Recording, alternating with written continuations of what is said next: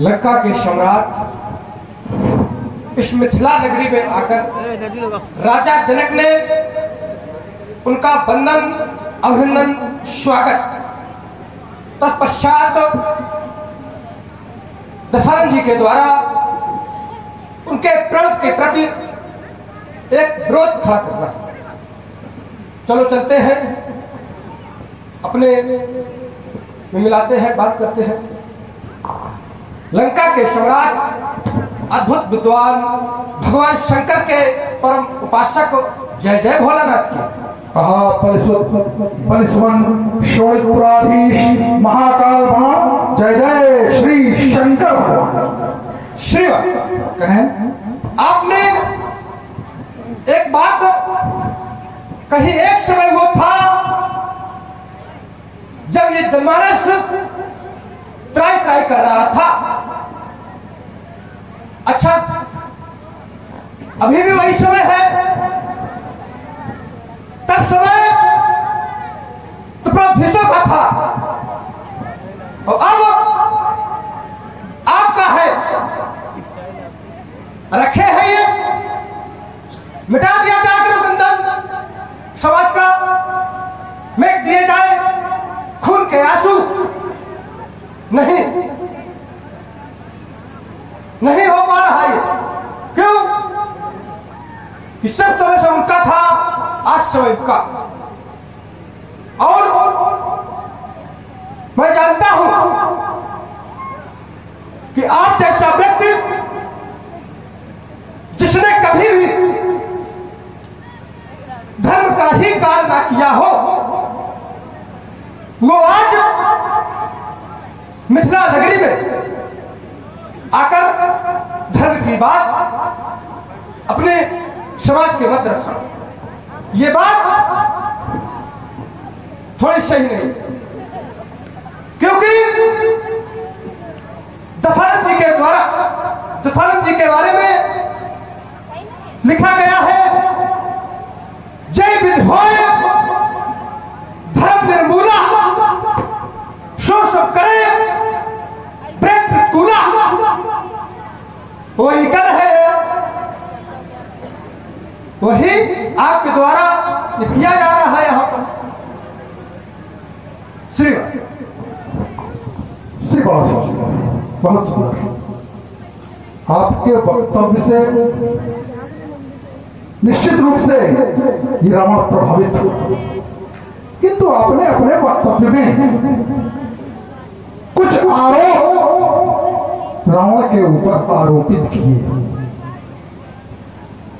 आपका ये कथन कह रहे हो कि उस समय आतंक था, इनके द्वारा नष्ट किया गया, आज भी आपका आतंक है, ये कुछ नहीं कर पा रहे। हमारा आतंक है आपकी दृष्टि में, हम ऐसा नहीं कहते कि हमारा आतंक है, लेकिन आप अगर कह रहे हो तो एक क्षण को हम स्वीकार कर लेते हैं। अगर आपकी दृष्टि में हमारा आतंक है, तो क्या इनके द्वारा या जिनके यहां ये रखे हुए हैं उनके द्वारा हमारे आतंक को रोकने का कोई प्रयास किया गया आज तक? जब प्रयास ही नहीं किया गया तो ये कह देना कि ये है और आपका आतंक नहीं समाप्त हो रहा, ये न्यायोचित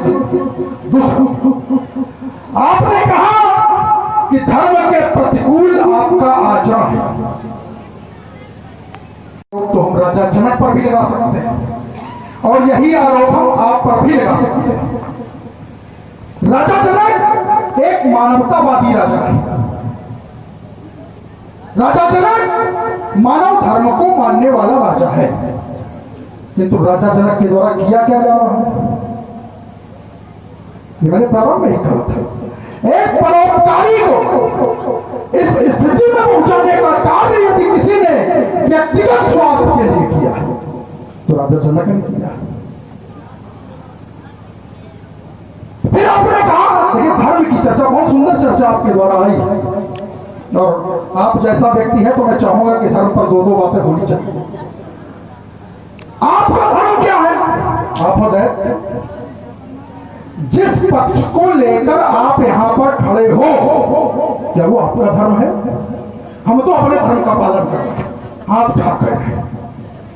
आपके द्वारा अगर ये कहा गया कि हमारे द्वारा हमारे धर्म का पालन नहीं हो रहा, ये उचित नहीं। मैंने प्रश्नवाचक चिन्ह लगाया था राजा जनक के कृतित्व के ऊपर कि राजा जनक का जो कार्य हो रहा है वो न्यायोचित नहीं है। श्री बासुर जी, इस पर आपका चिंतन चाहूंगा।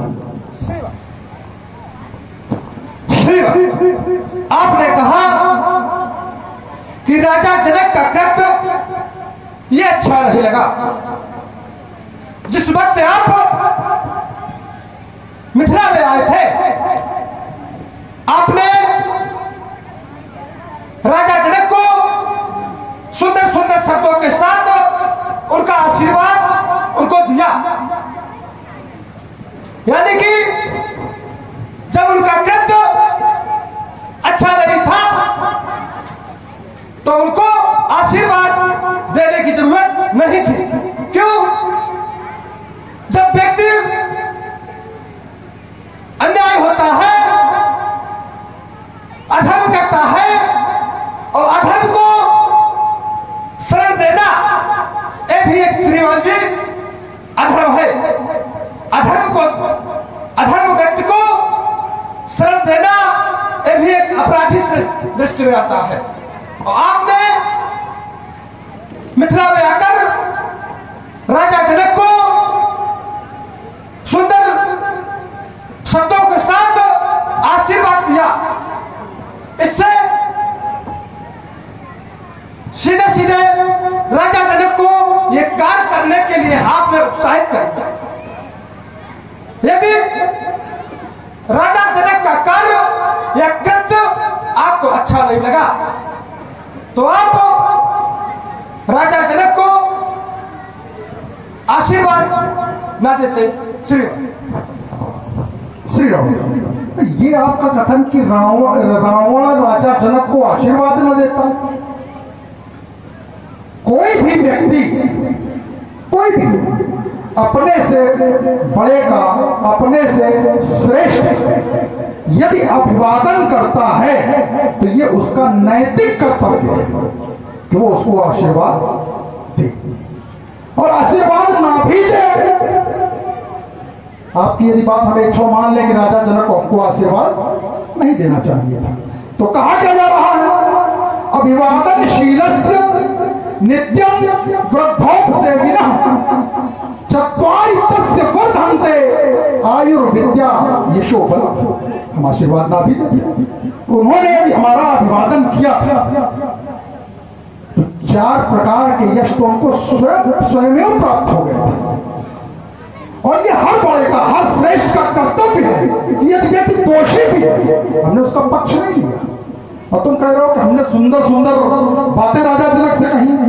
राजा जनक के समाज के अंतर्गत हम खड़े और हमने राजा जनक के किसी कृतित्व पर प्रश्नवाचक चिन्ह लगाया। एक अधिवक्ता के रूप में, अगर यहां देख लिया जाए तो हम दोनों 2 अधिवक्ता हैं किसी एक विषय पर।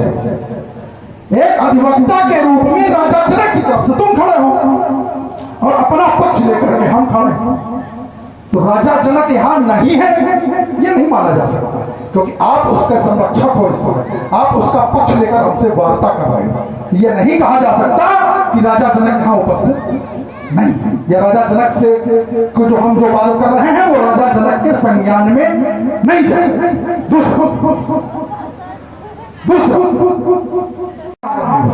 कि आपने अपनी वार्ता में स्वीकार कर लिया कि राजा जनक अगर अपराधी है तो अपराधी को संरक्षण देना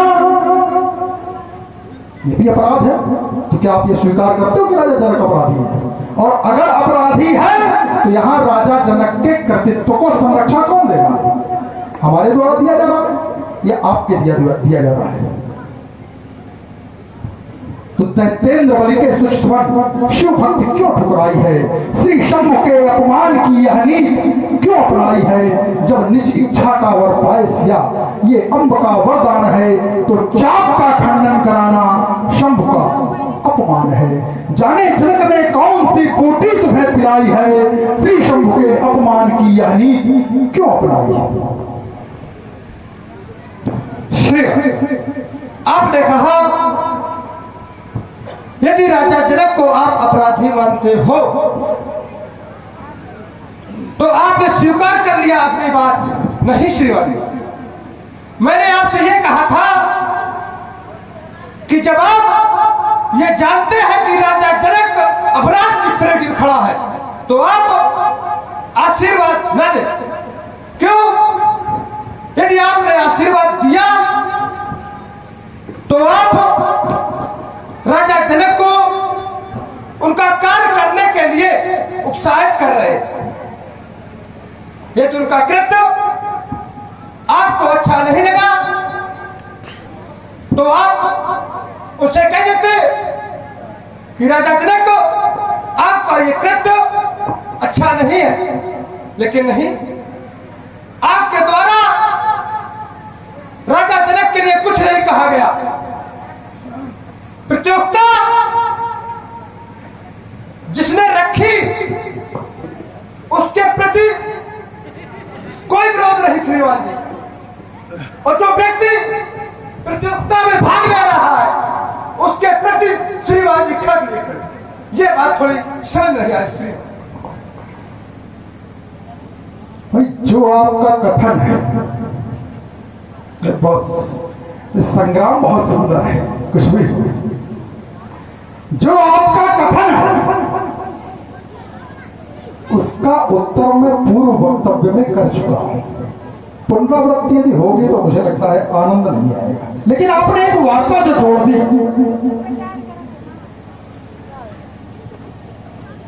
कि प्रतियोगिता, एक शब्द आपके द्वारा आया, प्रतियोगिता हो रही है। अच्छा, यहां प्रतियोगिता हो रही है, ये तो हमारे संज्ञान में नहीं था। हम तो कुछ और सुन के आए थे। जब मिथिला नगरी में मैंने प्रवेश किया तो मैंने तो कुछ और सुना। किसी के द्वारा चर्चा हो रही थी धनुष्य और किसी के द्वारा चर्चा हो रही थी सीता का स्वयं। और ये नई वार्ता, एक तीसरा बिंदु आया, प्रतियोगिता। चलिए आपकी बात मान लेते हैं। यदि प्रतियोगिता यहां हो रही है तो प्रतियोगिता की कोई नियमावली होती है?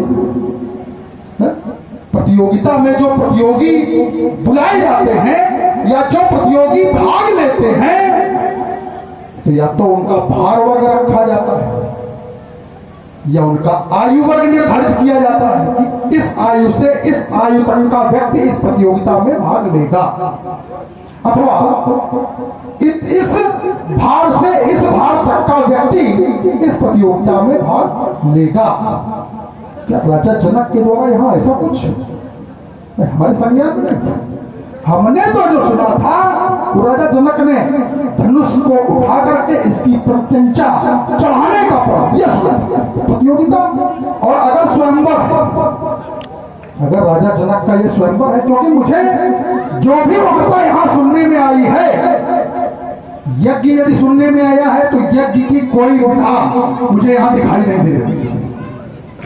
यदि स्वयंवर स्वीकार कर लो तो स्वयंवर की कोई विधा मुझे यहां दिखाई नहीं दे रही, क्योंकि कहा गया है यज्ञेषु प्रतिष्ठानां संगतकरणं दानेषु च। जहां जहां यज्ञ होता है वहां सत्संग होता है, देव की प्रतिष्ठा होती है और दान होता है। यहां पर प्रतिष्ठा किए हुए भगवान शंकर के आयुध का खंडन, देखिए बिल्कुल विपरीत है, यज्ञ से बिल्कुल विपरीत चाहिए प्रतिष्ठा, यहां हो रहा खंडन। यज्ञ में होना चाहिए सत्संग, और यहां मैं सुन रहा हूं कुछ राजा कह रहे हैं चलो छीन लें, चलो लेके भाग चले, यहां ये सुनने को मिल रहा है। और दान मुझे कहीं दिखाई नहीं दे रहा। और यदि स्वीकार कर रहे हैं कि यहां स्वयंवर है तो पुत्री वरे स्वयंवर उसे कहते हैं स्वयंवर। यहां तो हर वीर उन्मुख है सिया का पति बनने, ये कैसा स्वयंवर है? श्री श्री आपकी बात बहुत सुंदर बात निकल के आई। आपने कहा कि ये स्वयंवर न तो पुत्री और स्वयं लक्षित स्वयंवर है। और एक बार और स्वयंवर हुआ था, एक बार और स्वयंवर हुआ था महाभारत, द्रौपदी, वहां भी एक लक्षित स्वयंवर था। जो व्यक्ति मछली की आंख तेल के पात्र को देखकर भेज देगा, उसके साथ बेटी द्रौपदी की परग्रह संस्कार कर दिया जाएगा। वही यहां है, वही प्रक्रिया यहां राजा जनक ने अपनाई है। यहां पर श्रीमान जी लक्षित स्वयंवर, और जो स्वयंवर है, एक घटना और है जो नारद के साथ विश्व मोहिनी, वो है स्वयंवर। ये लक्षित स्वयंवर है। और जो व्यक्ति भगवान शंकर के आयुध को उठाकर चढ़ाएगा, उसके साथ बेटी सीता का परग्रह संस्कार संपन्न। श्रीवर ये लक्षित। श्री बहुत सुंदर। चलिए, आपकी यहाँ तक पहुंच है ये जानकर हर्ष हुआ। कम से कम कौन सा स्वयंवर है या कोई एक स्वयंवर है ये आपके संज्ञान में है, लेकिन इसमें सुधार की आवश्यकता है। ये चिंतन आपका अच्छा है कि ये एक अमुक स्वयंवर है। अच्छा, सीता जो पुत्री है ये वीर निशुल्का है, ये मानते हो कि नहीं मानते? समाज के अंतर्गत बैठा हुआ प्रत्येक व्यक्ति मानता होगा कि सीता वीर निशुल्का है। यदि सीता वीर निशुल्का है तो लक्षित स्वयंवर कैसे हो सकता है? स्वयंवर 3, इच्छित, लक्षित, शौर्य शुल्क। और अगर कन्या वीर शुल्क है तो स्वयंवर शौर्य शुल्क होगा, न कि लक्षित होगा। लेकिन आपकी वहां तक पहुंच है, इसके लिए आपको बहुत बहुत साधुवाद। हाँ, आपने एक किसी स्वयंवर का उदाहरण और दिया, उस पर चर्चा इसलिए नहीं करेंगे क्योंकि वो स्वयंवर अभी तक हुआ नहीं है, आगे कभी भविष्य में होगा, इसलिए उस पर चर्चा करना कम से कम मेरे जैसे व्यक्ति के द्वारा उचित नहीं। दूसरा, नारद का एक आपने, नारद के स्वयंवर का आपने एक उदाहरण दिया। आपने कहा वो स्वयंवर था जहां पुत्री बने स्वयंवर, वो था इच्छित। बिल्कुल ठीक कहा, साधुवाद है आपको। कम से कम आप वहां तक पहुंचे हो, लोग तो पहुंचे नहीं पाते। आज प्रथम बार, क्या बात है, आप भाई तालियां बनती हैं, कम से कम आपके गांव कहे तो एक बार तालियां पहन के नहीं बनती। ये बिल्कुल सत्य है कि नारद का स्वयंवर इच्छित स्वयंवर था, भविष्य का स्वयंवर लक्षित स्वयंवर होगा, वर्तमान का स्वयंवर शौर्य शुल्क स्वयंवर। हेलो, आप लोग है, इतना अच्छा गांव है, राष्ट्र का जो पति है इसका गांव, ये हमारा सौभाग्य। यहाँ हमारा आगमन हुआ संग्राम जी के कहने से, संग्राम जी साधुवाद के पास। चलिए, और एक खत्म देता हूं। श्री बासु जी इस धनुष राजा जनक की 16 पीढ़ी पूर्व देवराज भगवान शंकर ने दिया। हेतु क्या था कि जाओ इसका पूजन करो, इसके पूजन के माध्यम जिसके दर्शन मैं अंतर्मन में करता हूं। राजा जनक को अभी तक उस व्यक्ति की प्राप्ति नहीं हुई। शंकाएं उत्पन्न हो जाती हैं कभी कभी, लेकिन शंका को निश्चित नहीं माना जा सकता, पुष्टि नहीं मानी जा सकती। राजा जनक को अभी तक उस व्यक्ति के दर्शन नहीं हुए और राजा जनक ने प्रण ले लिया। क्या ये उचित है? श्री आपने कहा राजा जनक के पूर्वज लगभग 16 पीढ़ी पहले ये अजगौ दिया गया था पूजन अर्चन बंदर के लिए। कहा गया था कि इससे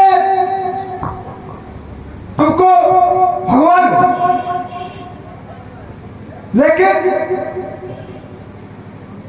क्या अभी तक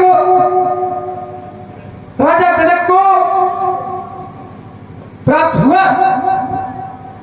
और फिर आज ये प्रण मैं बताना चाहता हूं श्रीमान, दूर में घित्र होता है और श्रीमान जी गए, पात्र को उठाया, घित्र नजर नहीं आया, पात्र रख दिया, बोले इसमें तो घित्र है नहीं, लेकिन घित्र ऐसे प्राप्त नहीं होता श्रीमान। दूध को गर्म करना पड़ता है, जमाना पड़ता है, मथना पड़ता है, फिर गर्म करना पड़ता है, तब घित्र प्राप्त होता है। और राजा जनक ने आज वही अपनाया। तो राजा जनक कोई गिरफ्तार नहीं किया है। अगर भगवान को प्राप्त करना है तो इनके माध्यम से राजा जनक ने आज पाया। श्रीराम देखो बड़ासुर जी, तुम कहो चाहे जो कुछ, तुम मानेंगे हम तुम्हारी एक दिन।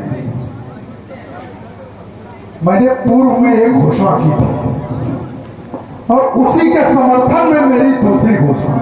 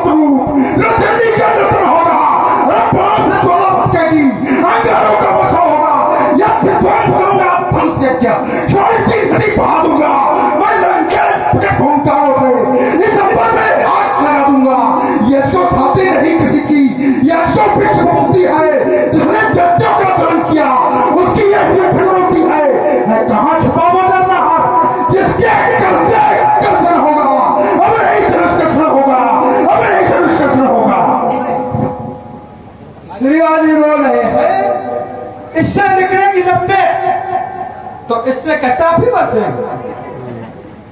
इससे टाफी थोड़ी बरसेगी।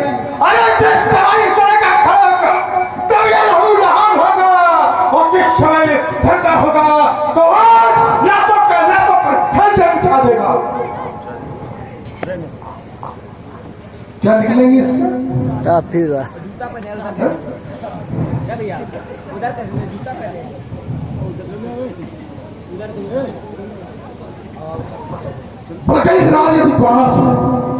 बता रहा हूं क्या निकलेगी।